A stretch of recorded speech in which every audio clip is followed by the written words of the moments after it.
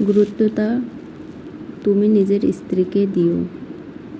যদি বলো কেন, শোনো, তোমার মায়ের জন্য তোমার বাবা আছেন, তোমার বোনের জন্য তার স্বামী আছেন, তোমার ভাইয়ের জন্য তার স্ত্রী আছে, কিন্তু তোমার স্ত্রীর জন্য দিন শেষে তার ভালো মন্দ কান্না হাসির জন্য একমাত্র তুমি আছো।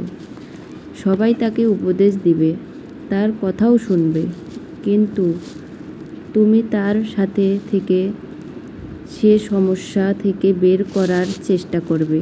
তুমি তার অসুবিধাগুলো সুবিধাতে চেঞ্জ করবে। আর হ্যাঁ, দিন শেষে তোমার সাথে তোমার স্ত্রীই থাকবে, আর অন্য কেউ না। তাই তুমি তোমার স্ত্রীকে যথেষ্ট পরিমাণে সম্মান ও ভালোবাসা দিয়ে আগলে রাখবে।